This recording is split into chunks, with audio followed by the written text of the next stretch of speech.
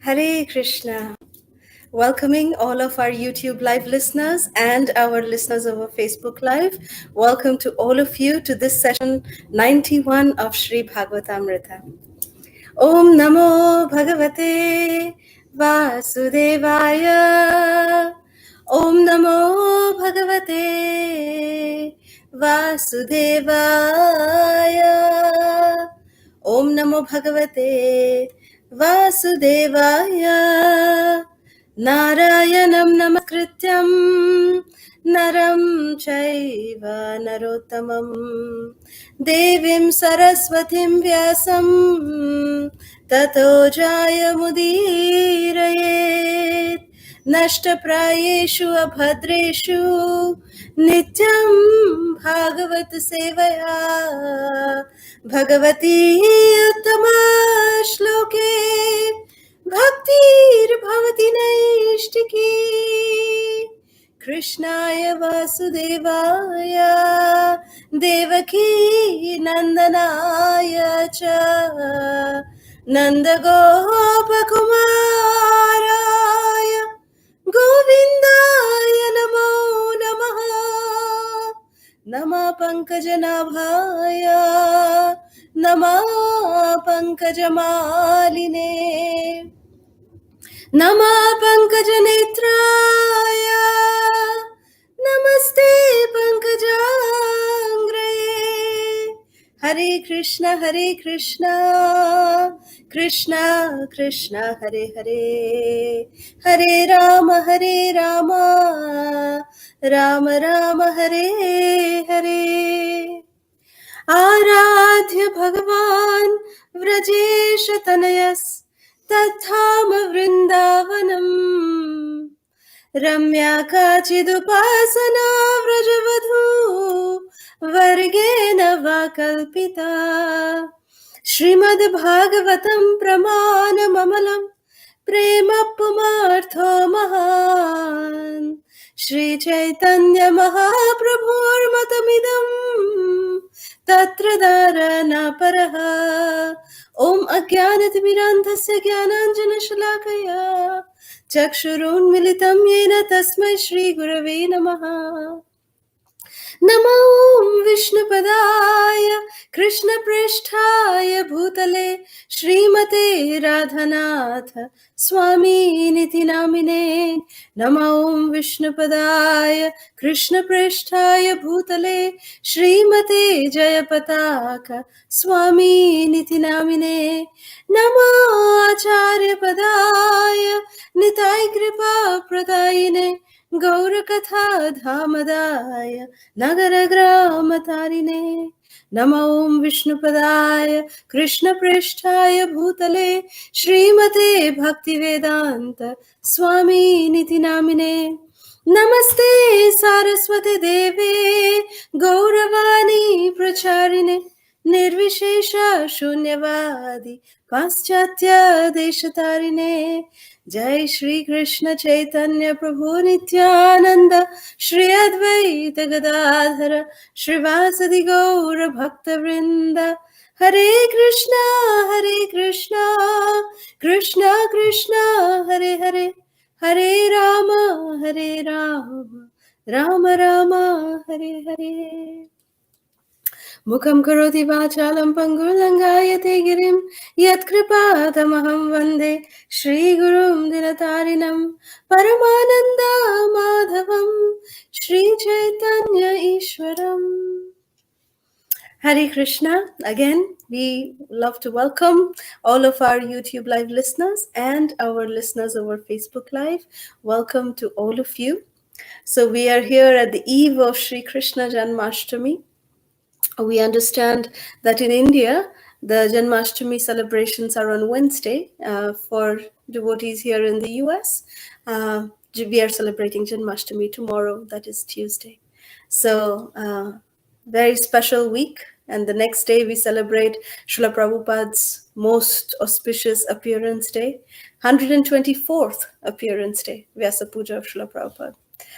So anyways, we have some very, very special wonderful things that we have lined up for all of you, which we will share at the end of the session. So please Stay tuned. Before we proceed with today's session, we would like to congratulate the devotees who have participated in the quiz session from session 90.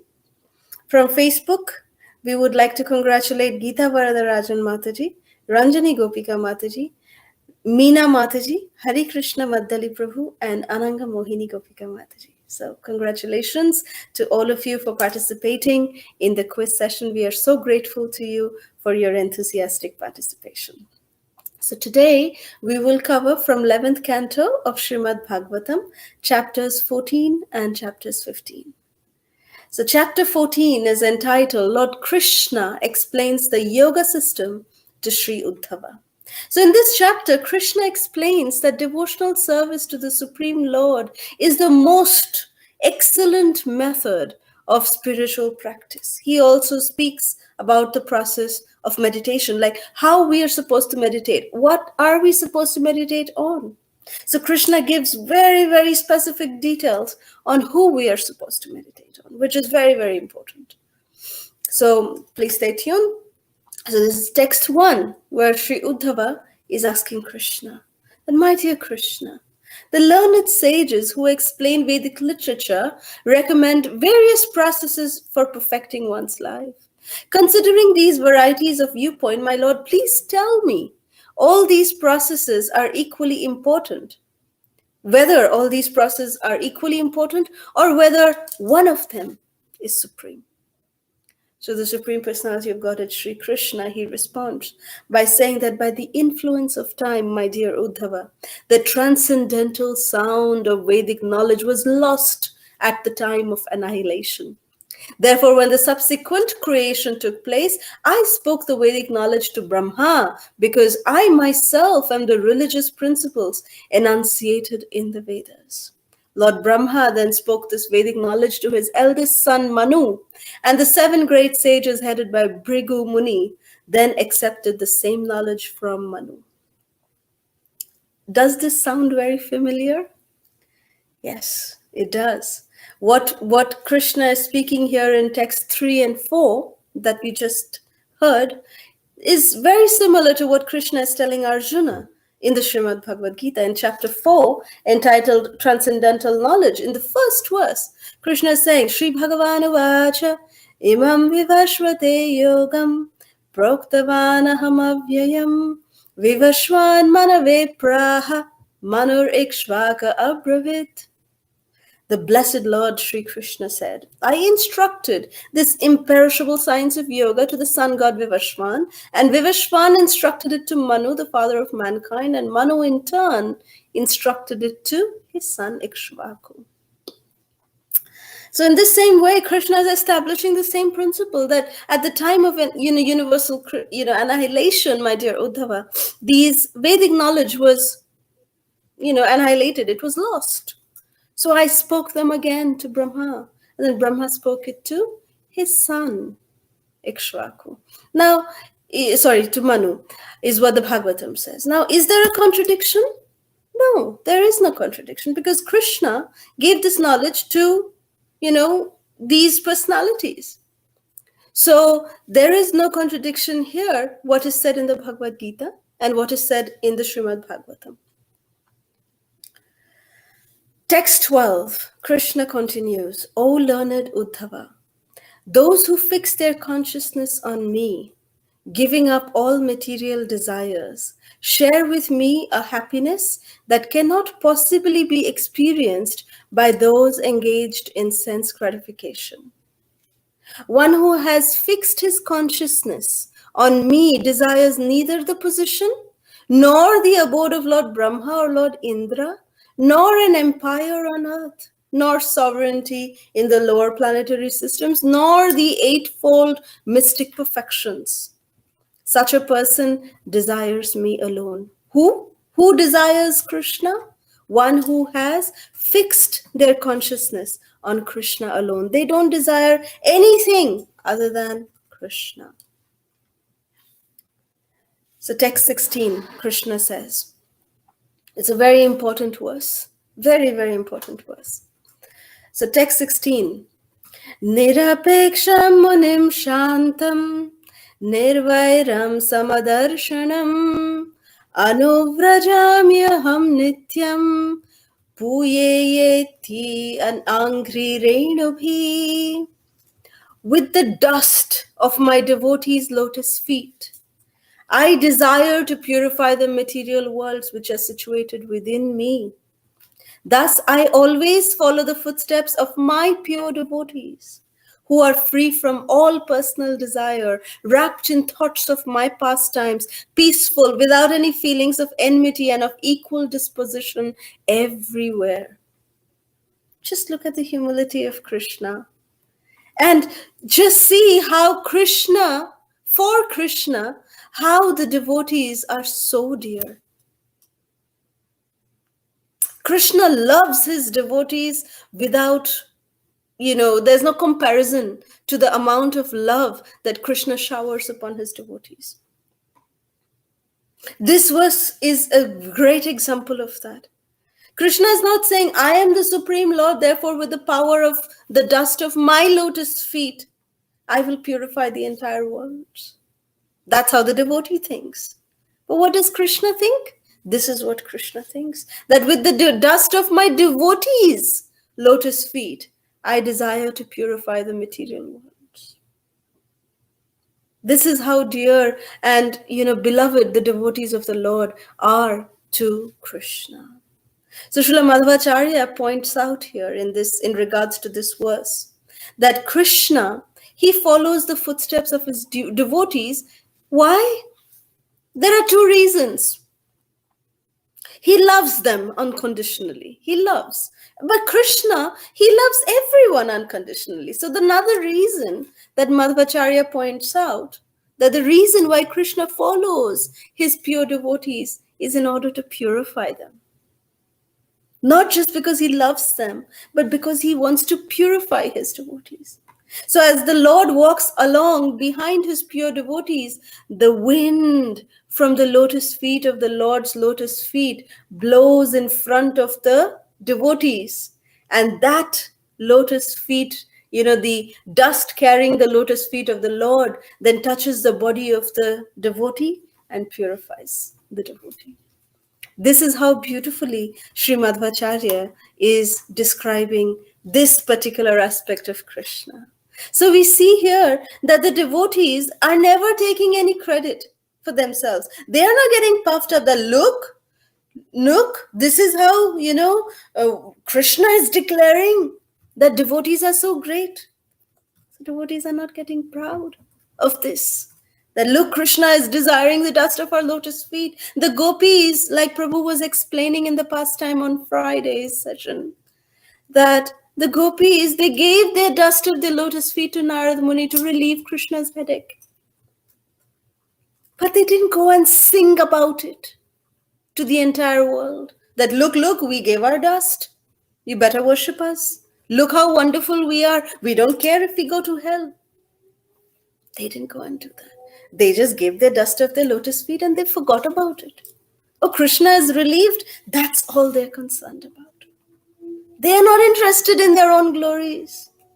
So here, therefore, Madhvacharya, although Krishna is making such a bold statement that Krishna is following the dust of the lotus feet of his devotees, but here Madhvacharya is giving a totally different way of understanding this verse, where the devotee is glorifying Krishna, the dust of Krishna's lotus feet. So in this regard, we also remember how the gopis are glorifying the dust of Krishna's lotus feet. The gopis, they say in the Gopi Geet, Pranata Dehina Papa Kṛṣṇam Trinacharanugam Sriniketanam Phaniphanarpitam Te Padambujam Krinokucheshuna Krindhirichayam. So the gopis are praying that, yes, my dear Lord, Krishna, you are Trinacharanuga. We say that we are Prabhupada-anugas, we are followers of Prabhupada. Or we say that we are Rupa-anugas, we are followers of Srila Rupa Goswami. But Krishna, who does he follow? Krishna declares that he follows his pure devotees. And here the gopis are also saying the same thing, that Krishna is the follower of the Trinachars, the animals of Vrindavan, the cows, the sheep, the goats, especially the cows. Krishna follows them. Those Trinachar means those who eat grass, and Krishna is following them. So they're glorifying the lotus feet of Krishna. How Krishna is, so kind that even though Kaliya never requested that Krishna, please give the dust of your lotus feet upon my hoods, but Krishna, he just went ahead and offered his lotus feet to Kaliya. Fani fanarpitam, arpitam, arpan. He went and offered his lotus feet to Kaliya. This is how merciful Krishna is.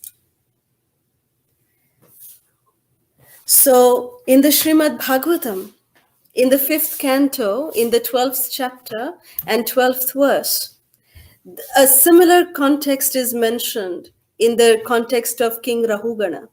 Very important verse again.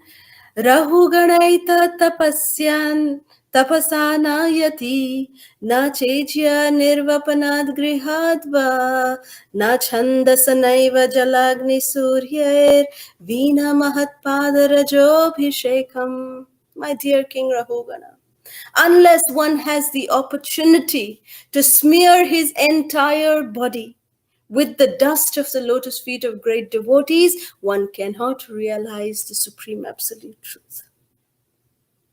Mahatpada Rajobhishekam. So this is something that we cannot realize the Supreme Lord without the mercy of the pure devotees. This is something that we must always remember, that how dear the devotees of the Supreme Lord are to Krishna, and how we have only one way that we can also become dear to Krishna is when we smear our bodies with the dust of the lotus feet of the pure devotees. Mahatpada Rajobhishekam. So continuing on in text 18, Krishna says, my dear Uddhava, if my devotee has not fully conquered his senses, he may be harassed by material desires. But because of his unflinching devotion unto me, he will not be defeated by sense gratification. So this is what Krishna is saying. That, yes, the devotee may not be perfect. When they start off rendering devotional service, a devotee is not expected to have perfection overnight. So a devotee, even though they may be immature, they never fall down from the path of devotional service because Krishna protects them. So even if they may display occasional weakness, this is told by Srila Jiva Goswami in context to this particular verse. Jiva Goswami says that even if the devotee displays occasional weakness, he is still considered a devotee in his devotion to Lord Krishna because, his devotional service is very strong. Srila Prabhupada says that, yes, you may fall down 1,000 times, but get up 1,000 times. Do not remain in the fallen condition. This is what Srila Prabhupada has taught us. And this is exactly the teaching that Krishna gives in the Bhagavad Gita in chapter 9 in text 30. Apichet suduracharo bhajate mamananya bhag sadhureva samantavya samyak vyavasato hisa. Even if one commits the most abominable actions, if he is engaged in devotional service, Krishna says he is to be considered saintly because he is properly situated. So we see how similar the teachings of the Uddhava Gita and the Srimad Bhagavad Gita are. So text 19, Krishna continues that, my dear Uddhava, just as a blazing fire turns firewood into ashes, similarly devotion unto me completely burns to ashes sins committed by my devotees. Again, in chapter 4, in the Bhagavad Gita, in text 37, Krishna says the same thing, but in a different context. Krishna says that as the blazing fire turns firewood to ashes, O Arjuna, so does the fire of knowledge burn to ashes all reactions to material activities. As we said, that Bhagavad Gita is karma pradhan. So here, Krishna is saying that with the fire of knowledge, with jnana, we can burn to ashes the reactions of material activities. But here, in the Uddhava Gita, Krishna is saying that devotional service unto me, devotional service to Krishna, burns to ashes sins that are committed by my devotees. Krishna is not talking here about aparadha. Aparadha is something totally a different category, for which devotees are also not spared for aparadha. But sins, papa, that is taken care of by Krishna, because it is a gradual process of purification. So Krishna is saying here that devotional service unto Krishna can burn into ashes sins that are committed by my devotees. This is the guarantee of Krishna.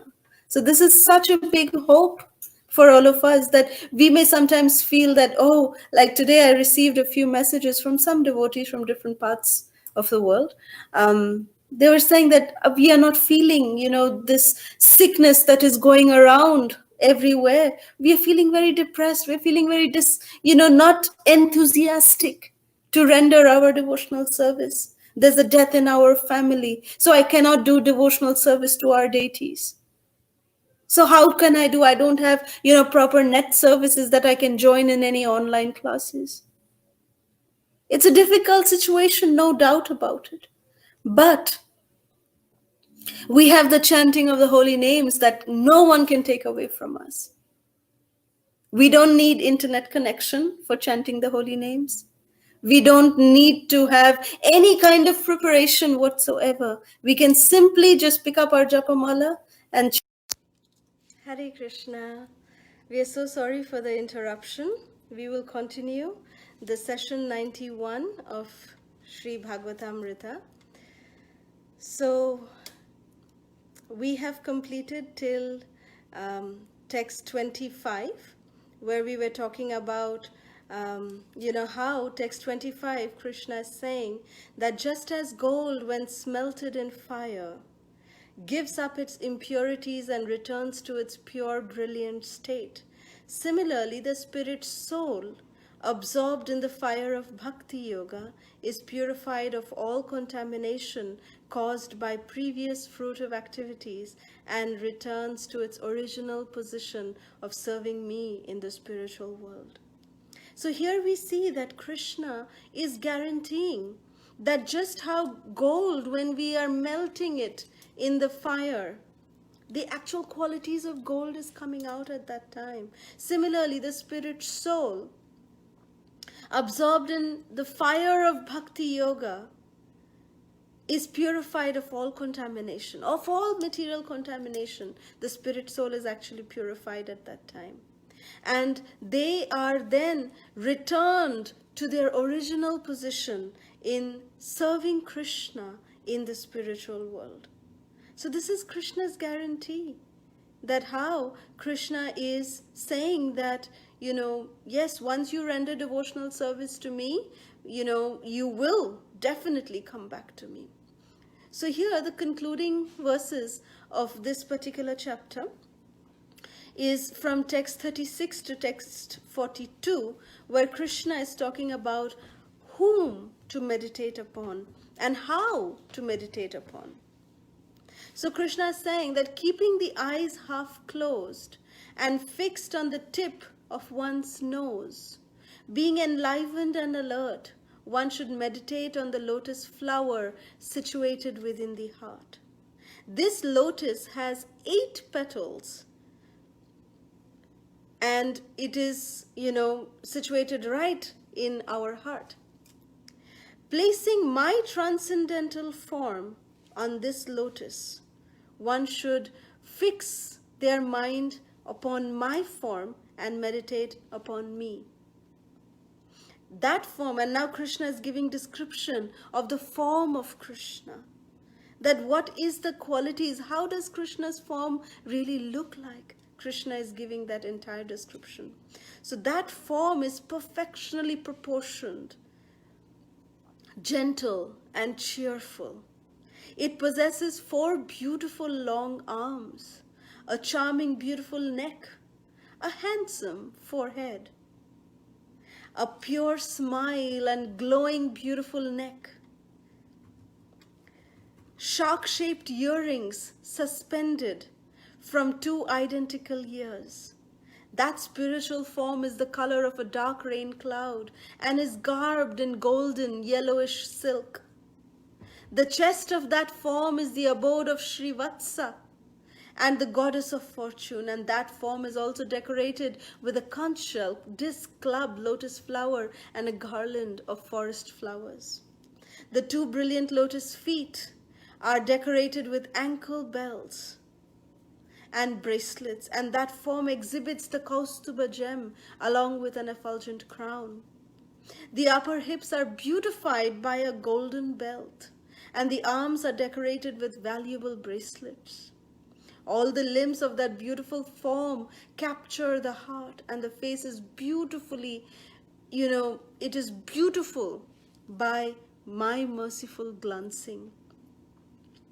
Pulling the senses back from the sense objects, one should be grave and self-controlled and should use the intelligence to strongly fix their mind upon this gorgeous form of mine and meditate upon my transcendental body.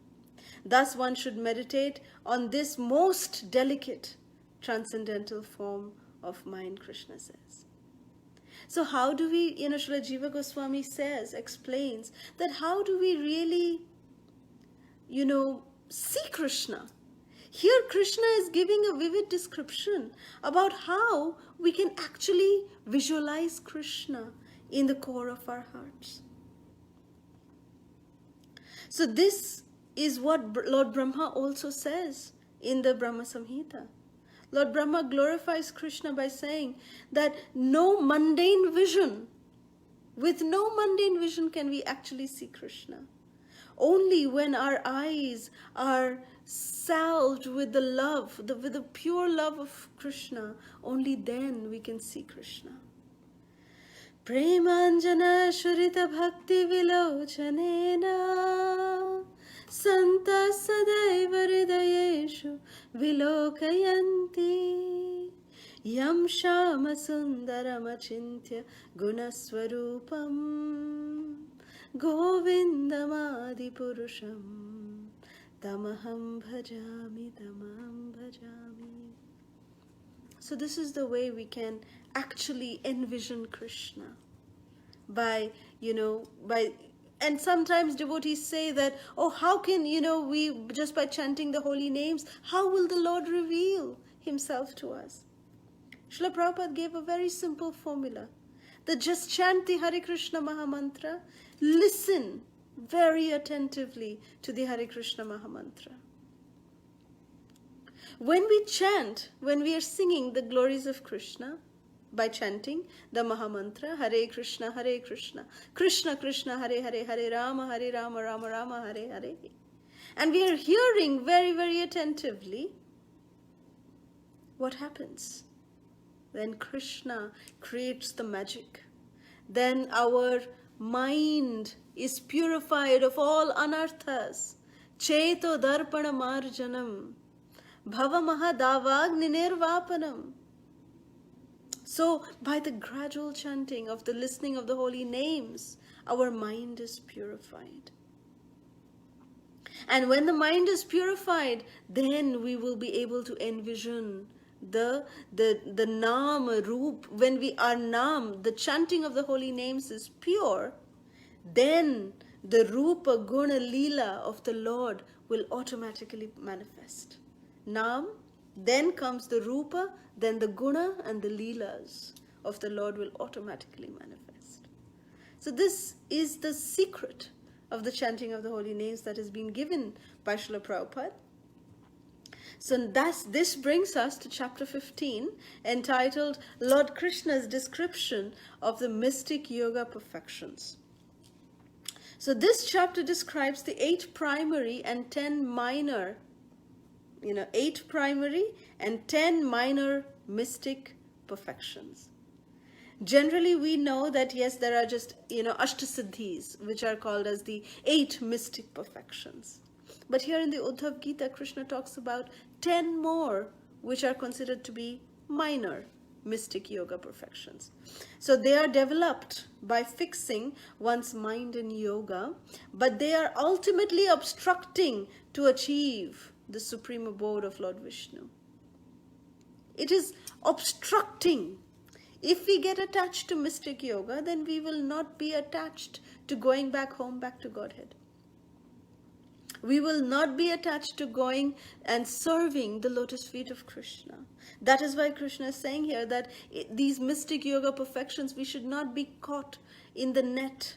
Just like a spider is caught in its own web, we must not even hanker or desire for these mystic yoga perfections. So let us see what Krishna is saying in this chapter. Text 1, the Supreme Personality of Godhead said, "My dear Uddhava, the mystic yoga perfections are acquired by a yogi who has conquered his senses, steadied his mind and conquered the breathing process and fixed his mind upon me." So Uddhava says, "My dear Achyuta, by what process can mystic perfection be achieved? How? How can we achieve mystic perfection? And what is the nature of such perfection? How many mystic perfections are there, O Krishna? Please explain these things to me. Indeed, you are the bestower of all mystic perfections."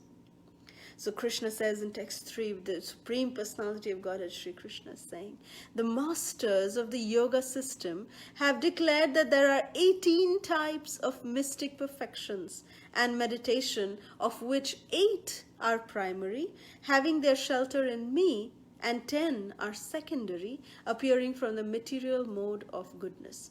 So the 10 which are secondary, they appear from the sattva guna. So Krishna says in text 4 and 5, Krishna says that among the 8 primary mystic perfections, 3 of them, out of 8, 3 of them, it transforms one's own physical body, which are anima. For the first one is anima, becoming smaller than the smallest, mahima, becoming greater than the greatest, and laghima, becoming lighter than the lightest. So these 3 mystic perfections, Krishna says, it brings physical change in our physical bodies. The other 5 are just mental mystic perfections. So then Krishna says, through the perfection of prapti, one acquires whatever one desires. This is the 4th mystic perfection. And through prakamya siddhi, one experiences any enjoyable object, either in this world or in the next. Through ishita siddhi, one can manipulate the sub-potencies of Maya. And through vashita siddhi, one is unimpeded by the 3 modes of material nature. One who has acquired kama vashayita siddhi can obtain anything from anywhere to the highest possible limit. So my dear gentle Uddhava, these 8 mystic perfections are considered to be naturally existing and unexcelled within this world.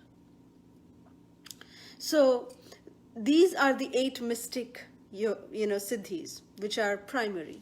They are anima, mahima, laghima, prapti, prakamya, ishita, vashita, and kama vasayita. Okay. So these are the 8 mystic siddhis,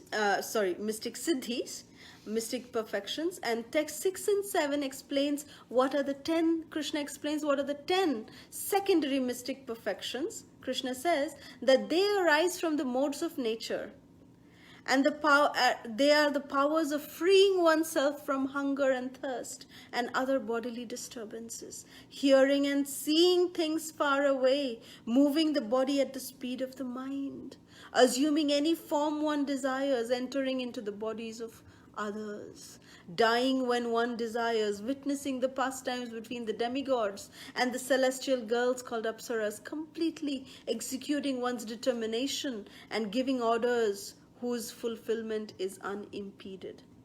So these are some of the 10 secondary mystic powers. Krishna continues in text 8 to 9. He says that, again, continuation, the power to know the past, present and the future, the tolerance of heat, cold and other dualities, knowing the minds of others, which is, communicating through others' minds, checking the influence of the fire, the sun, water, poison and so on, and remaining unconquered by others. These constitute the 5 perfections of the mystic yoga meditation. I am simply listing these here in accordance to their names and their characteristics, Krishna says. He doesn't even give that much importance to these mystic perfections. So then from text 10 to 29, Krishna describes in detail the various, these other mystic perfections, what their characteristics are, what kind of, desires they fulfill.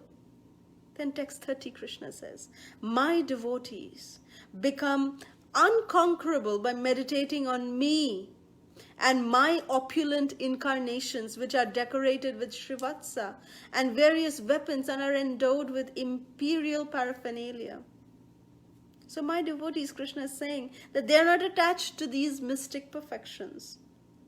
Krishna says in text 31, a learned devotee who worships me through yoga meditation certainly obtains in all respects the mystic perfections that I have described. That it is, Bhaktivinoda Thakur says, what to speak about mystic siddhis, the devotee actually even rejects liberation.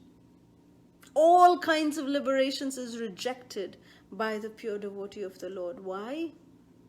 Because the devotee of the Lord is interested in one thing only, which is to render devotional service to Krishna and his devotees and to please them. That's all is the desire of a pure devotee. And that's why Srila Bhaktivinoda Thakur says that even mukti, the personification of liberation, is standing with folded hands in front of the pure devotee, that please engage me in your seva.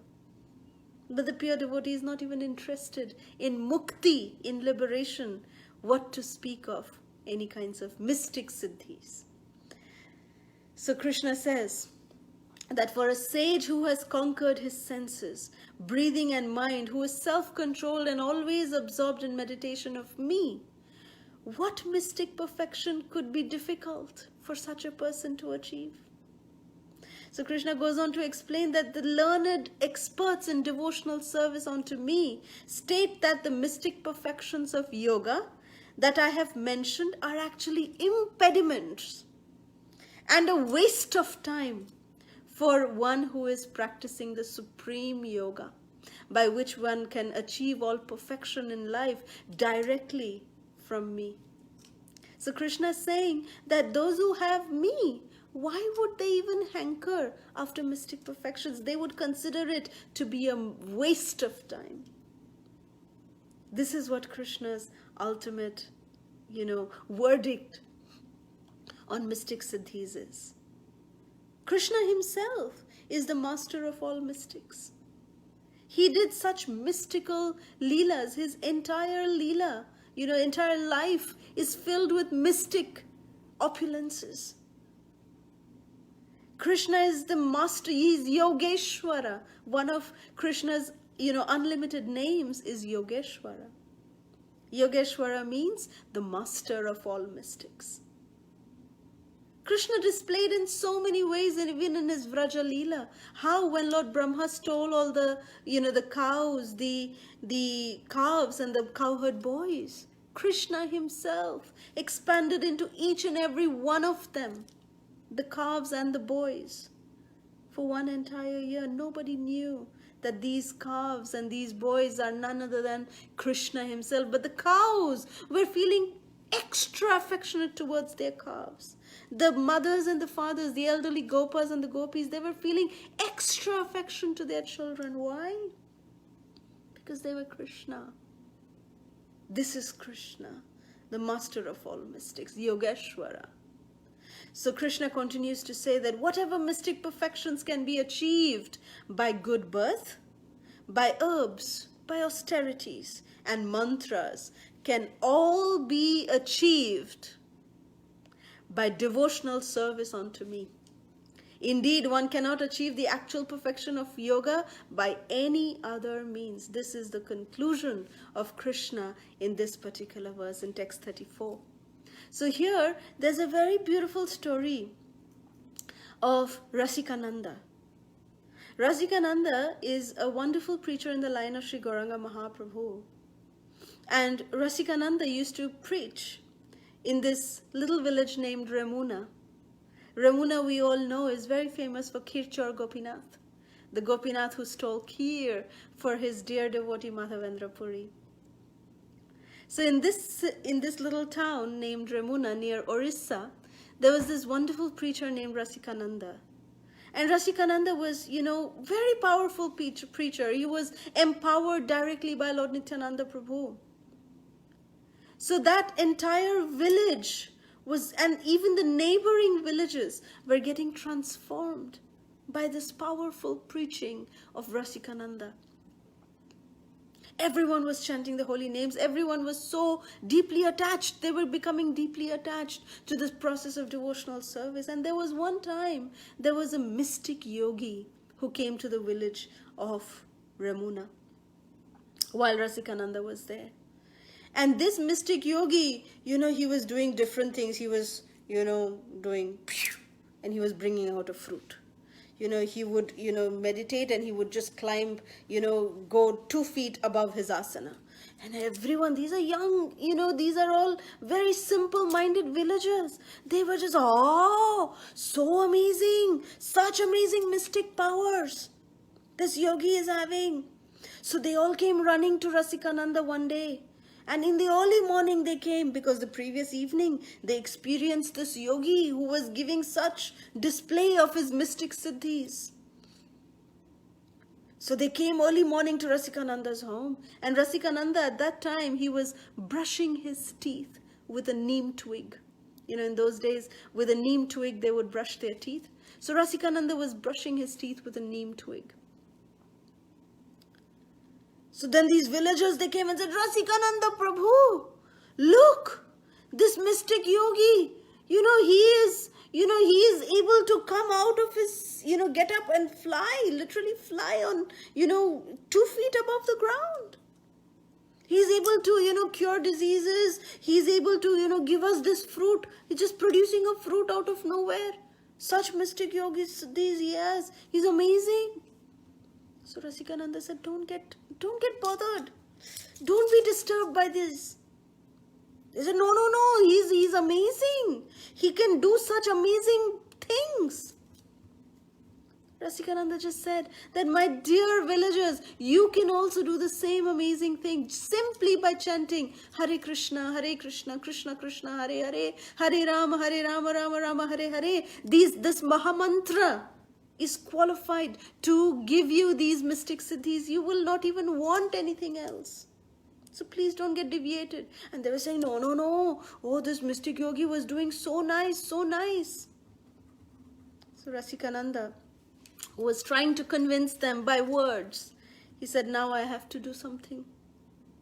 So Rasikananda, with that twig, the neem twig that he was brushing his teeth, he just put it on the ground. He chanted the Hare Krishna Mahamantra, and that twig started floating in the air. And Rasikananda, he just stood on that neem twig, and he went round and round and round in his own home, in his own courtyard.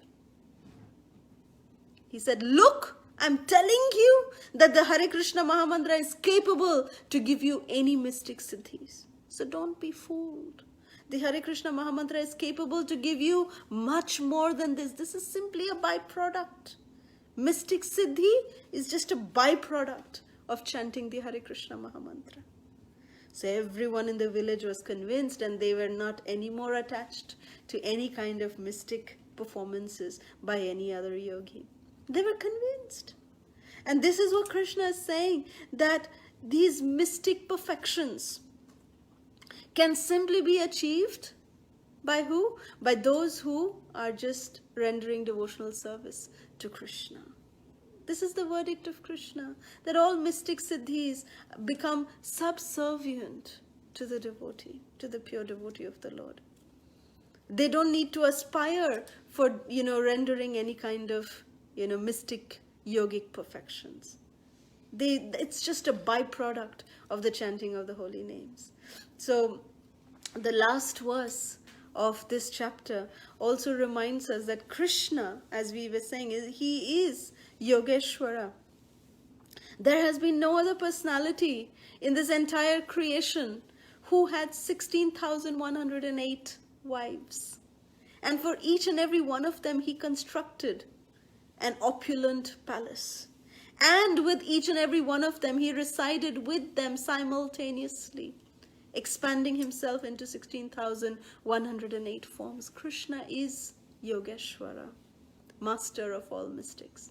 And Bhagavad Gita, Krishna says in text 78, in the last verse of Srimad Bhagavad Gita, Krishna says, this is said by Sanjaya. Sanjaya says, Yatra Yogeshwara Krishna, Yatra Partho Dhanurdhara, Tatra Shrir Vijaya Bhutir, Dhruvanitir Matir Mama. Wherever there is Krishna, the master of all mystics, and wherever there is Arjuna, the supreme archer, there will also certainly be opulence, victory, extraordinary power, and morality. That is my opinion. This is the opinion of Sanjaya. After listening to the entire Bhagavad Gita, this was the opinion of Sanjaya. So Krishna is Yogeshwara. So he's the master of all mystics, and this is what we need to meditate upon, that not get deviated by any kind of, mystic yoga perfections and anything of that sort. So before we announce about the quiz, we would like to announce that tomorrow is Janmashtami, as we were mentioning in the beginning of the video, that tomorrow is Janmashtami here in the US.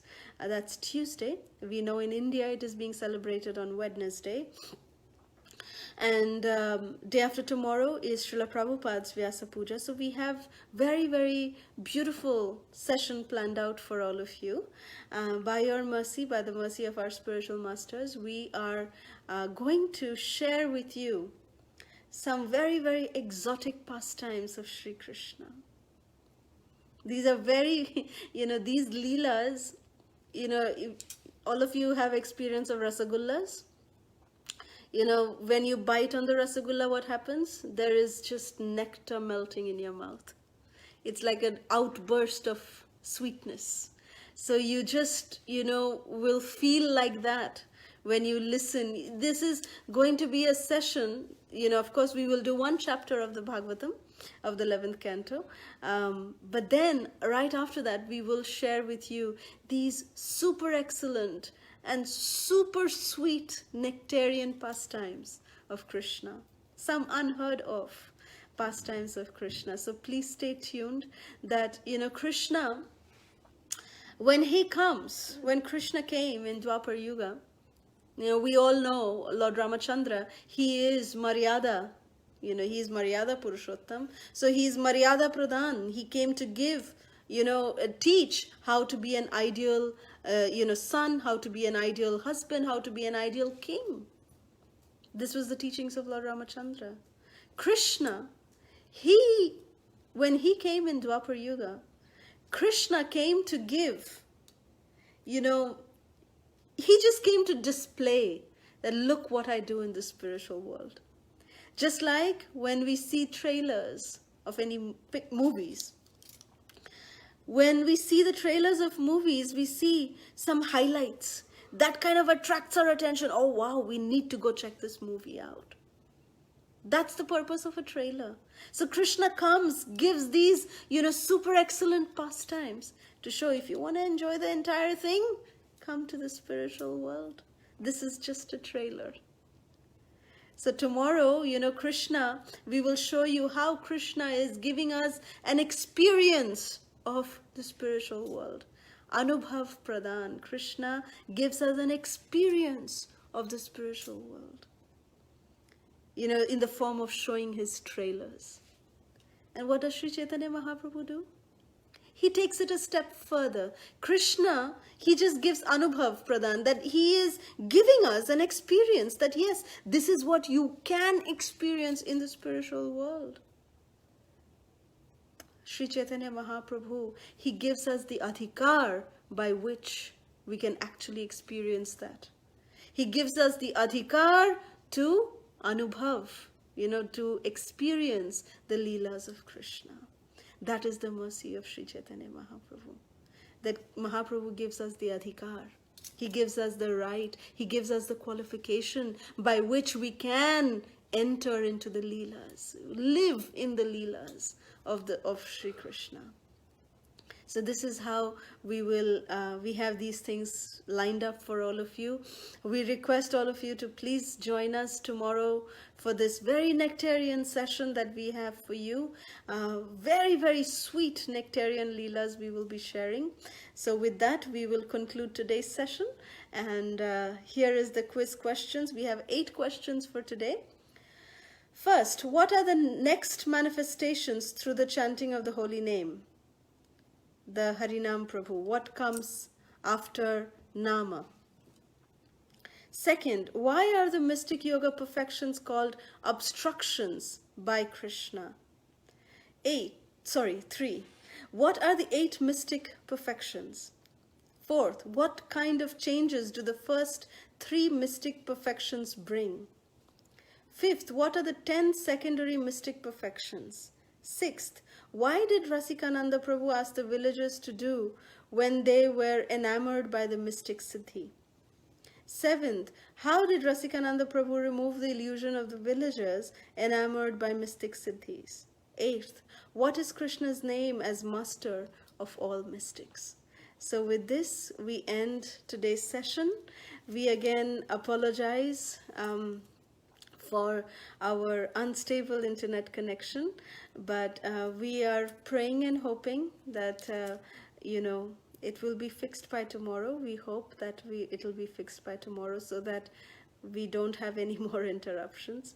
We are again extremely thankful to each and every one of you for joining us online and giving us your online association, for your beautiful comments. It's very, very encouraging to us. So if there's any questions, please let us know. Otherwise, we will end the session here, and we look forward to your association again tomorrow. Thank you all so very much. Hare Krishna. Srila Prabhupada ki jai. ISKCON Vartaman Guru Vrinda ki jai. Samaveda Bhakta Vrinda ki jai. Jai Nitai Gaur Sitanath Premanande. Hari Hari Bol. Thank you all so much. Hare Krishna.